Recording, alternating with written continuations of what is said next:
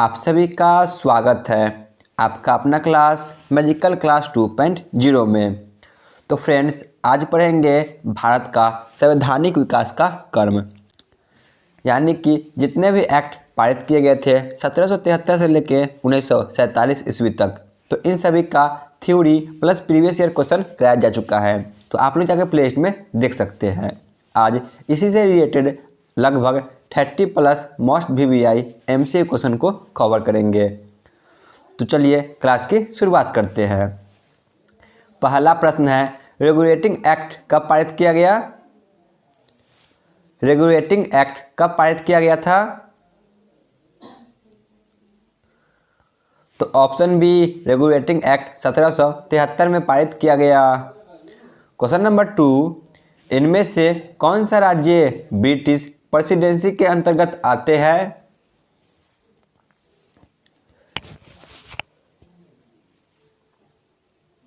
British presidency के अंतर्गत इनमें से सभी राज्य आते थे, यानी कि मद्रास, मुंबई और बंगाल। क्वेश्चन नंबर 3, किस एक्ट के द्वारा बंगाल के गवर्नर को बंगाल का गवर्नर जनरल बनाया गया? यानी कि जो बंगाल का गवर्नर जनरल पद था इसे समाप्त कर दिया गया और अब बंगाल का गवर्नर जनरल कहा जाने लगा। तो ऑप्शन ए, रेगुलेटिंग एक्ट 1773 के द्वारा।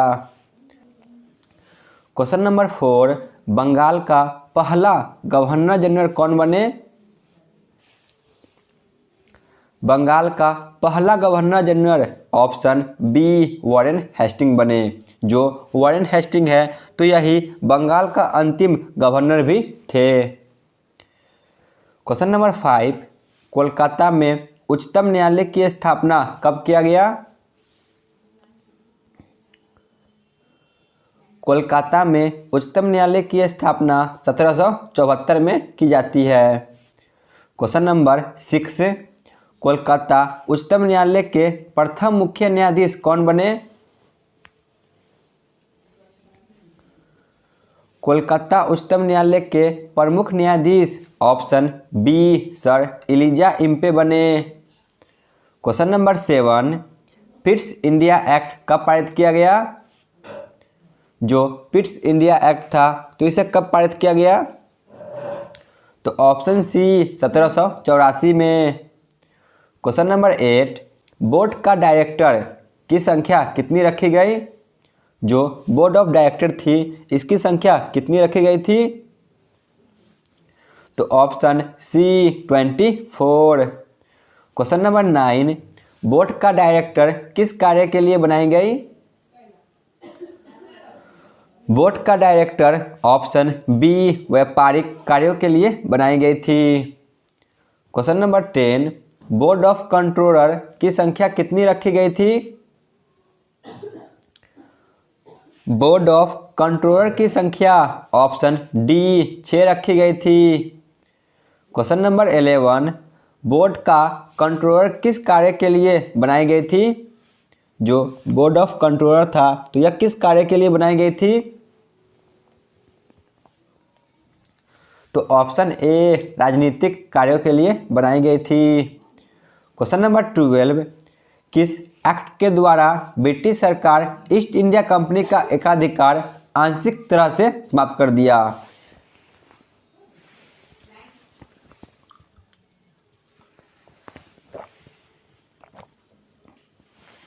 तो ईस्ट इंडिया का अधिकार आंशिक तरह से समाप्त 1813 के चार्टर एक्ट के द्वारा किया गया। Option C. क्वेश्चन नंबर 13, ईसाई पादरियों को भारत आने की अनुमति किस एक्ट के द्वारा मिली?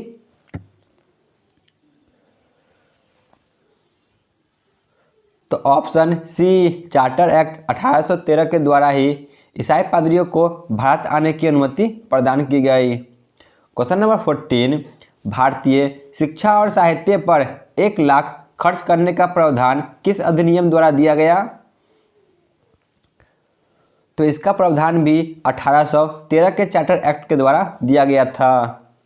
क्वेश्चन नंबर 15, किस एक्ट के द्वारा ब्रिटिश सरकार ईस्ट इंडिया कंपनी का एकाधिकार पूरी तरह से समाप्त कर दिया? तो ऑप्शन डी, चार्टर एक्ट 1833 के द्वारा इनका एकाधिकार पूरी तरह से समाप्त कर दिया गया। क्वेश्चन नंबर 16, किस अधिनियम द्वारा बंगाल का गवर्नर जनरल को अब भारत का गवर्नर जनरल कहा जाने लगा?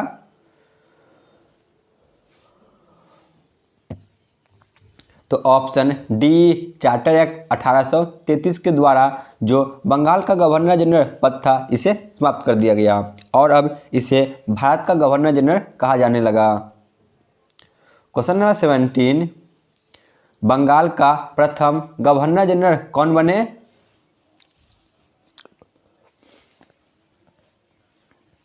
बंगाल का प्रथम governor general option C, Lord William Bentinck बने और जो लॉर्ड विलियम बेंटिक है यह बंगाल का अंतिम गवर्नर जनरल भी थे। क्वेश्चन नंबर 17, किस अधिनियम द्वारा कार्यपालिका और विधायिका संबंधी शक्तियों का पृथक्करण किया गया?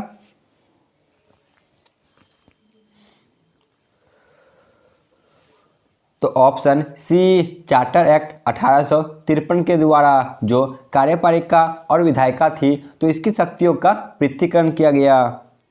क्वेश्चन नंबर 18, किस अधिनियम द्वारा प्रतियोगी परीक्षा की शुरुआत की गई? तो ऑप्शन सी, चार्टर एक्ट 1853 के द्वारा। क्वेश्चन नंबर 19, किस अधिनियम द्वारा बोर्ड ऑफ डायरेक्टर की संख्या 24 से घटाकर 18 कर दी गई?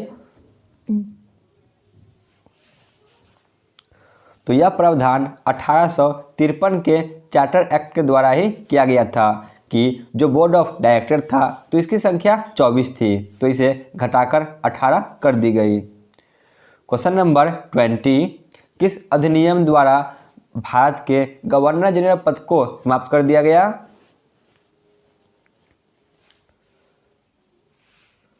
तो ऑप्शन डी, भारत शासन अधिनियम 1858 के द्वारा जो भारत का गवर्नर जनरल पद था इसे समाप्त कर दिया।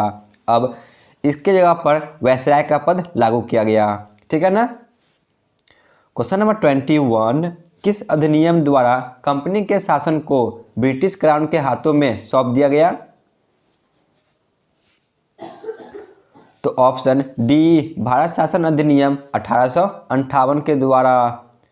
क्वेश्चन नंबर 22, किस अधिनियम द्वारा दोहरी प्रशासन की समाप्ति की गई? जो दोहरी प्रशासन थी यानी कि बोर्ड ऑफ डायरेक्टर और बोर्ड ऑफ कंट्रोलर तो इसकी समाप्ति कब की गई? तो ऑप्शन डी, भारत शासन अधिनियम 1858 के द्वारा। क्वेश्चन नंबर 23, भारत का प्रथम वायसराय कौन बने? भारत का प्रथम viceroy option D, Lord Canning बने और जो लॉर्ड कैनिंग है यह भारत के अंतिम गवर्नर जनरल भी थे। क्वेश्चन नंबर 24, किस अधिनियम द्वारा विभागीय प्रणाली यानी कि पोर्टफोलियो सिस्टम की शुरुआत की गई? तो ऑप्शन सी, भारत परिषद अधिनियम 1861 के द्वारा। क्वेश्चन नंबर 25, किस एक्ट के माध्यम से परिषद में शामिल भारतीयों को वार्षिक बजट पारित करने का अधिकार मिला? तो ऑप्शन सी, भारत परिषद अधिनियम 1892 के द्वारा। क्वेश्चन नंबर 26, मुसलमान के लिए पृथक निर्वाचन की व्यवस्था किस अधिनियम द्वारा की गई? तो इसकी व्यवस्था ऑप्शन डी, माल्य मिंटो सुधार 1909 के द्वारा की गई। क्वेश्चन नंबर 27, किस अधिनियम द्वारा केंद्रीय बजट से राज्य बजट को अलग कर दिया गया?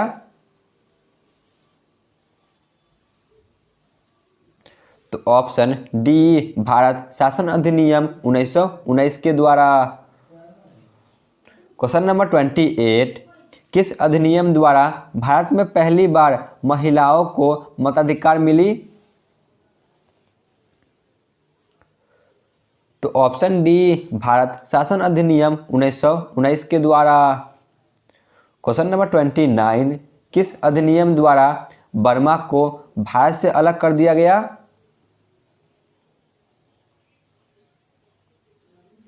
तो ऑप्शन डी भारत शासन अधिनियम 1935 के द्वारा। क्वेश्चन नंबर 30, किस अधिनियम द्वारा भारतीय रिजर्व बैंक की स्थापना की गई? तो ऑप्शन डी भारत शासन अधिनियम 1935 के द्वारा। क्वेश्चन नंबर 31, भारतीय स्वतंत्रता अधिनियम कब पारित किया गया?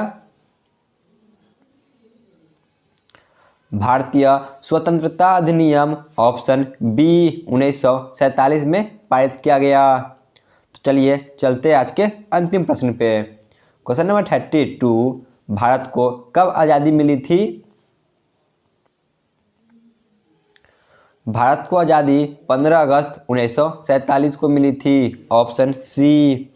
तो आज का क्लास यहीं पे समाप्त होती है। आप लोग कमेंट में जरूर बताएं कि आपको यह क्लास कैसा लगा। धन्यवाद।